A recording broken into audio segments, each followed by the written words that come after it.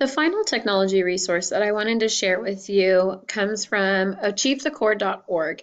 And I'm sharing this because I think it is a great resource for us as educators.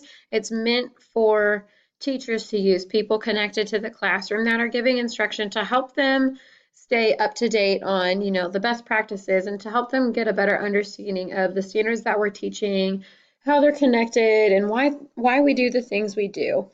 Um, I like this website a lot because it has so many different options as far as, your own personal professional development goes.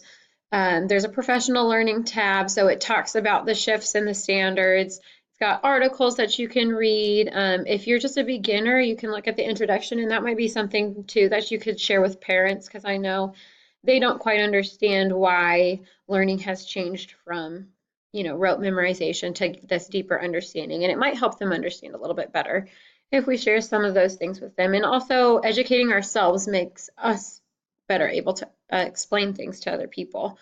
It's got other professional development documents that you can look at.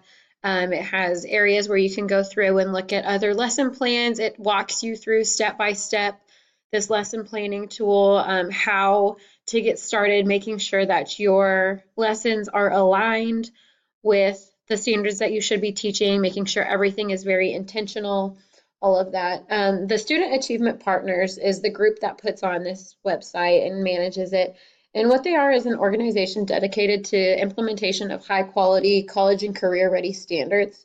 So what they're hoping to do with their website is support educators and students, making sure that lesson materials, assessments, and all of classroom practices are aligned to the standards and have high quality expectations. And the lesson planning tool lets you do that.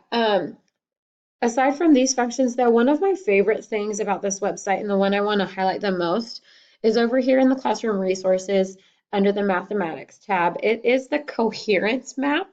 And what it is a map that explains the coherence of Common Core math standards and helps identify gaps in student understanding. So what you do is you click on this Get Started tab right here, and you are able to go through and select your grade level. So for me, first grade, I'm going to click right there. These are the main standards that are covered in first grade for us. And so we'll just go into numbers and operations in base 10. So from here, I can scroll down, and these are the standards broken down from their major clusters into individual standards now. And what it allows you to do is select a standard. So maybe we'll go into just this first one right here, counting to 120, starting at any number less than 120. If I click on this map standard button right here, it shows me, shows me where this standard came from. So over here you see kindergarten and the standards that link to it through kindergarten. With this solid colored arrow right here, that shows you something that's a direct link to this standard from kindergarten. So if we click back and go backwards, we can see count to 100 by ones and tens. Well, we can definitely see how that would go on to first grade, count to 120, starting at any number less than 100. We're just taking that step, like that standard one step further.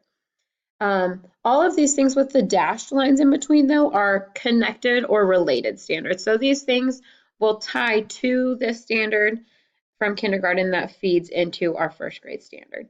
So we can see, oh, they need to count forward from any number. That would make sense going with that. I see where that comes from. Or down here, understand relationship between numbers and quantities connecting to counting to cardinality. That again makes sense where all of that comes from. So when I get my students in first grade, if they're having trouble counting to 120, I'm going to try to see where their gaps are. And this website, this resource allows me to take my map and go backwards and see maybe where at in kindergarten do they still have gaps? Where do they still need to practice these kindergarten skills in order to be able to master this skill that they're expected of in first grade? And then if we continue on, you can see over here, we're going on to more standards. And when you zoom out, it'll actually lead you into like second grade standards too. So once you get over here into 2 NBT, Understand 3 digits of a 3-digit number represent amounts of hundreds, tens, and ones. Well, you have to understand counting if you're getting up into 3-digit numbers. And so again, the further you get down the road, it will help you retrace your steps by using this coherence map to see maybe if your student is having trouble in your grade level, looking back at standards they should have mastered before, where should they be at? So I think this is a really great standard for teachers to use. We can go back to grade 1. You can trace all the way up. The one downside to this website is it only goes up to 8th grade. So I think that the primary teachers will find it more useful than the secondary teachers.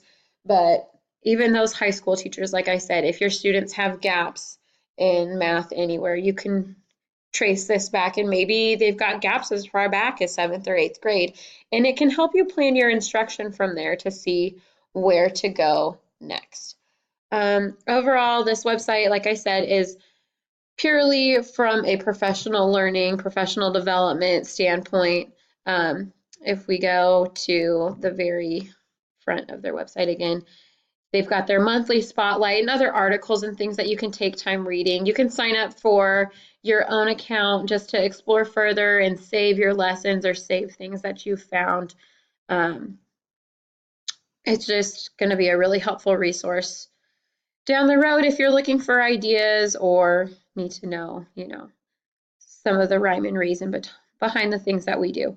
So overall, the ISTE standards, I think that it goes well with our ISTE standards for educators. 5B for the designer, it says design authentic learning activities that align with content area standards. So you can use this website to figure out, okay, what are the standards and how can I create a lesson plan that works really well for my students, that's going to be meaningful, and then take it that step further and think, what technology resources can I apply to these standards?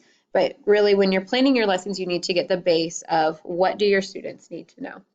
And I also think it fits along really well too with the educator standard 1C, so staying current with research that supports improved student learning outcomes, including findings from learning sciences. All of these different documents that we've got here are, research on best practices and just things that really work. They don't publish things here that are not backed up with a great amount of research. So I think this would be a good thing to check out if you've got any questions or just have some time that you want to look through and see how you could better serve your students.